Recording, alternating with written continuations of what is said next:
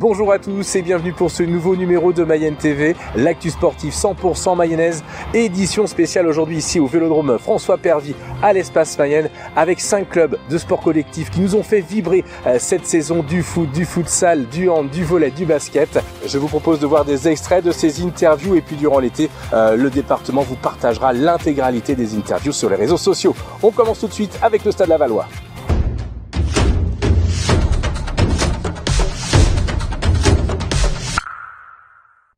Ils nous ont fait vibrer jusqu'à la dernière seconde. Il s'agit du Stade Lavallois Mayenne Football Club et on a la chance d'avoir le président du Stade Lavallois, monsieur Laurent Léry. Bonjour président. Bonjour. Le vendredi 2 juin, il est à peu près 22h30. Djibril Diop marque ce but libérateur. Quel est votre sentiment en ce moment? Évidemment, c'est un soulagement. Je crois qu'on a été dans une soirée incroyable avec énormément d'émotions. C'est pour ça qu'on fait ce métier. On est, je dis toujours, distributeur d'émotions et là on était à l'apogée au plus haut de l'émotion possible. Remonter, c'est fait. Rester, c'est fait. On peut se permettre de rêver maintenant? Alors rester, c'est pas fait parce que rester dans ce terme-là, il y a toute l'infrastructure. Je vous ai parlé des plaines, mais il y a encore tout un tas d'outils à rénover, tout un tas de conditions à réunir pour pouvoir rester dans le championnat, finalement s'installer. Parce que ça reste fragile. Je vous rappelle que la saison prochaine, on jouera encore avec 4 descentes. Donc c'est un championnat de Ligue 1 bis. Donc le niveau monte de plus en plus. Donc pour rester, il va falloir continuer. Et après, on rêve tous les jours. Dans le football, il faut rêver tous les jours. Et clairement, l'ambition, c'est à terme, si je peux réussir à remettre le club là où il était il y a 35-40 ans, c'est-à-dire en Ligue 1. Vous savez, on n'a pas la ville, sans doute... pour rivaliser avec Marseille, avec Lille, avec Nantes. Par contre, ici en Mayenne, on a le capital. On a beaucoup d'entreprises qui sont impliquées dans le capital. On veut garder ce capital mayennais, on n'est pas à vendre. Et je crois que ce petit chose là de différence qu'on peut avoir avec des grandes villes qui n'ont pas ça, ça peut nous permettre de rivaliser avec les meilleures équipes du championnat. Le handball vit bien en Mayenne à l'image du Hand Sud Mayenne. On va d'abord parler de ce nom justement, le Hand Sud Mayenne, puisque il y a quelques mois encore, on l'appelait Union Sud Mayenne. Président, vous pouvez nous en parler? Oui, alors tout ça c'est l'histoire d'une aventure qui a commencé en 2016 et qui est en fait la rencontre entre le club de l'Huisserie, qui est au sud de Laval, et l'Union Sud Mayenne Handball, qui lui est constitué depuis une dizaine d'années. Cette saison, c'était une très belle saison, on va dire assez mouvementée aussi, mais dans le bon sens du terme, puisque rien n'était fait donc avant les derniers matchs de la saison. La montée a été actée contre Rezé. On était tous ravis de jouer à ce niveau de National 3 et encore plus ravis d'accéder à la National 2 sur le plan sportif. Les ambitions, c'est d'avoir ce niveau de National 2 le plus longtemps possible, clairement. C'est de travailler sur la formation.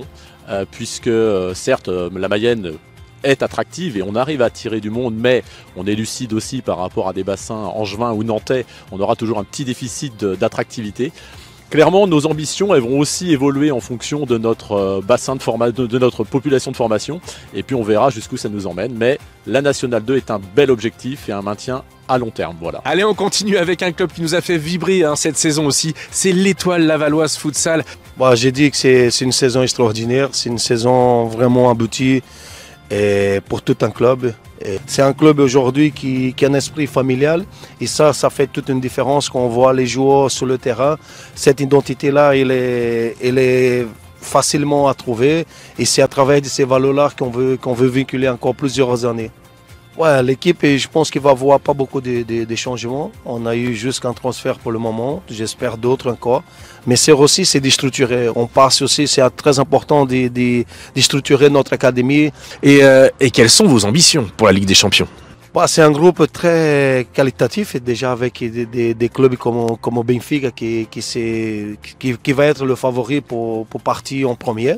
Je pense que c'est un groupe très serré. Je pense qu'on a toute notre chance de passer au tour élite. C'est notre souhait aujourd'hui, c'est notre objectif. Et d'y mettre notre département à la carte européenne, pour nous, c'est un grand honneur et c'est une grande fierté. Et on parle basket maintenant avec l'US Laval. Pour parler de la saison dernière, écoutez, c'est une saison plutôt sportivement très bonne, puisqu'on a fini 3e de nos championnats en N2. On a aussi toutes nos équipes seniors qui sont montées d'un niveau, donc notre équipe réserve sera l'année prochaine prochaine au plus haut niveau régional. Des résultats un petit peu au-dessus de nos attentes par rapport au début de saison, puisqu'on avait renouvelé beaucoup l'effectif, donc c'est toujours un peu compliqué d'avoir des certitudes quand on renouvelle autant l'équipe. Les prévisions et les départs, on les connaît, ça c'est déjà acté. On a donc Emrys Mormain qui nous quitte après 2 saisons au club, qui rejoint le club de Levallois, qui était dans notre poule cette année. On a nos 2 étrangers, Jacob Conway et Cole Roberts, qui rejoignent les États-Unis et qui sont à la recherche d'un autre club. Et on a le jeune Léo Bilon qui est parti aussi sous d'autres cieux. Donc ça c'est pour le rayon des départs. Rayon des arrivées, aujourd'hui on enregistre le retour d'Aymeric Bonon qui a déjà évolué à l'USL l'année où on avait fait les playoffs. Et puis on enregistre aujourd'hui l'arrivée d'un petit américain qui sort d'université. Oui, il y a un public basket parce que avant de venir à l'Espace Mayenne, la salle Hilar elle contient 270 personnes. Donc on est passé de 270 à entre 850 et 950 de moyenne ici à l'Espace Mayenne avec un match l'année dernière, un dimanche après-midi où on a réuni 3300 spectateurs. Donc a priori c'est un record en N2. Donc ça veut dire qu'il y a un public qui attend quelque chose. Le basket est le 2e club au niveau nombre de licenciés en Mayenne, donc ça représente quelque chose. Il y a un potentiel, mais il faut réussir à le développer et à faire que l'on puisse grandir encore. Et on continue de recevoir nos clubs de sport collectif avec le volley et la SPTT Laval Volley qui nous a fait rêver aussi la saison dernière.